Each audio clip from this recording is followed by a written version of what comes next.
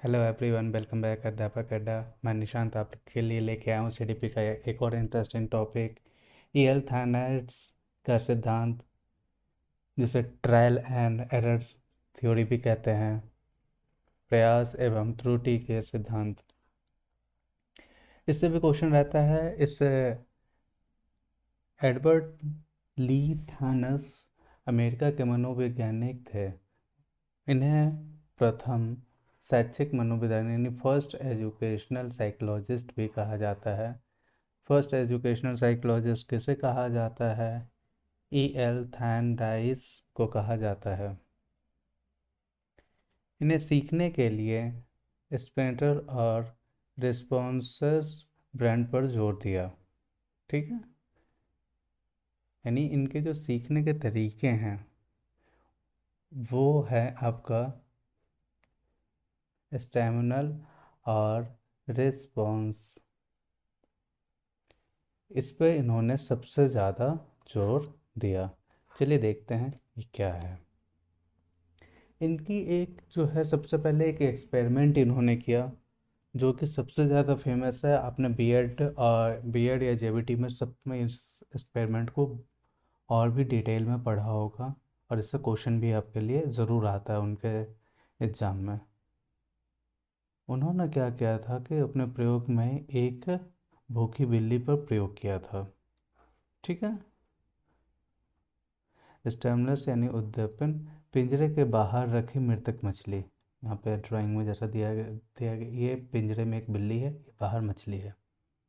अनुक्रिया, भूखी बिल्ली द्वारा पिंजरे के बाहर निकलने के लिए प्रयास किया गया। जो प्रयोग था वो था, बिल्ली को एक पिंजरा बॉक्स में बंद कर दिया गया, बाहर मछली रख दी गई जिसके गंध से बिल्ली उत्तेजित हुई और उसके बाहर निकलने के लिए कई गलत प्रयास किए। अचानक उसका पैर एक लीवर पर हुआ और दरवाज़ा खुल गया। जो ये लीवर है, गलती से यहाँ पे उसका पैर पड़ा और दरवाज़ा खुल गया। बार बार अभ्यास करने से बिल्ली ने गलतियाँ कम की और अंत में सीधा लीवर दबाकर बाहर निकल गई। ठीक है, यहाँ पे ये देखिए, एक एक्सपेरिमेंट उन्होंने क्या किया था कि एक बिल्ली को एक पिंजरा में डाला। उस पिंजरे से बाहर निकलने के लिए कि एक लीवर होता जिसको आपको पुश करना था, और जिसके कारण ये आगे का गेट खुल जाएगा। तो जब ये मछली की गंध बिल्ली के अंदर गई तो इसने बाहर निकलने की बहुत कोशिश की। तो इसके लिए फिर उसने इधर उधर हाथ पांव मारा, ये किया, और गलती से ये हुआ, फिर ये बाहर निकल पाई। ठीक है, ये इनका एक्सपेरिमेंट था। चलिए इस एक्सपेरिमेंट के आगे देखते हैं। सीखने का नियम जो है, इसके थानस ने दो प्रकार से, यानी दो भाग में इन्होंने डिवाइड किया है। जो पहला भाग है वो देखते हैं, जिसे प्राइमरी या मुख्य नियम कहते हैं।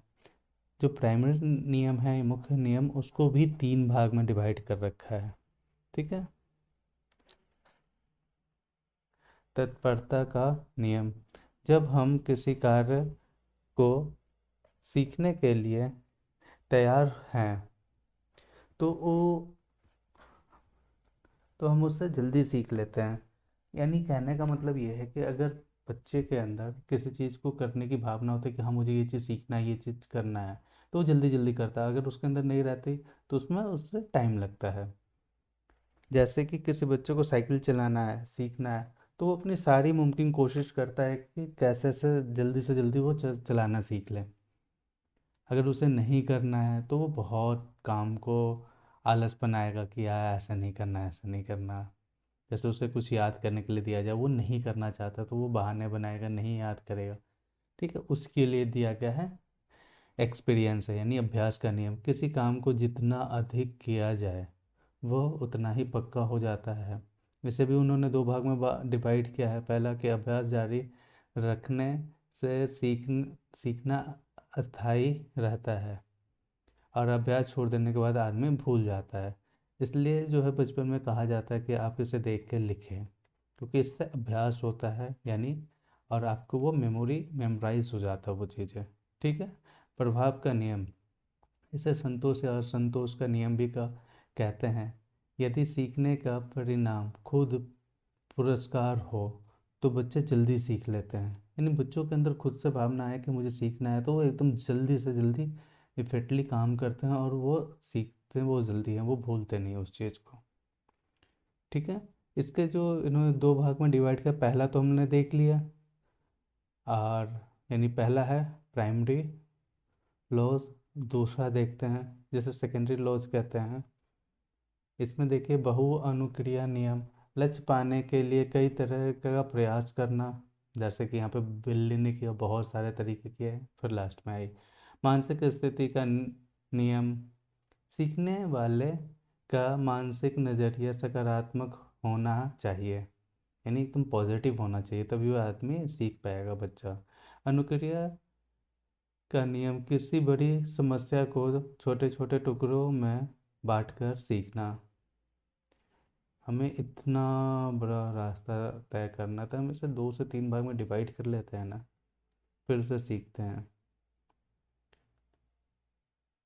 अगर किसी बच्चे को कोई सेंटेंस सिखाना है तो पहले हम 2 वर्ड सिखाते हैं, यानी 2 सेंटेंस को जोड़ के एक, फिर उसको पूरा का पूरा लाइन सेंटेंस का सिखाया जाता है।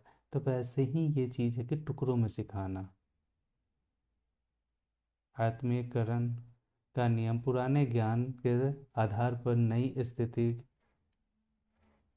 प्रतिक्रिया देना, यानी जो हमारा प्री नॉलेज है, पुराना का नॉलेज है, उसके आधार पर नई स्थिति का प्रतिक्रिया देना।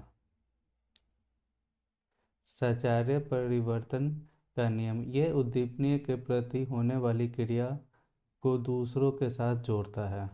ठीक है, चलिए अगला टॉपिक इसका देख लेते हैं। इसका इस एक्सपेरिमेंट का जो है टीचिंग पे क्या इम्पोर्टेंट रहा, एजुकेशनल इम्पोर्टेंट देखते हैं क्या रहा। यह सिद्धांत करके सीखना पर ज़्यादा जोर देता है। ठीक है, ये सिद्धांत जो है ये प्रॉपर वे में है कि आप करके सीखो, इस पे ये ज़्यादा जोर देता है। ठीक है, ये छोटे बच्चों और मंदबुद्धि बालकों के लिए अत्यंत उपयोगी है। यानी यहाँ पे देखिए, जो छोटे बच्चे होते हैं उन्हें हमें कुछ याद करवाना, तो उससे बार बार कहते हैं ना आप अभ्यास करो, यानी लिखो इसको, मंदबुद्धि है उसे भी हम कहते हैं लिखो, क्योंकि लिखने से याद होगा, क्योंकि लिखते रहोगे बोलते रहोगे तो उससे क्या होगा, आपके दिमाग में वो चीज़ आती रहेगी। 2 1 जा 2, 2 2 जा 4, 2 3 जा 6, बोल बोल के लिखा और ये इतनी बार इसने प्रैक्टिस किया तो मन बुद्धि बालक भी उस चीज़ को याद होता है, मेमोराइज कर लेता है।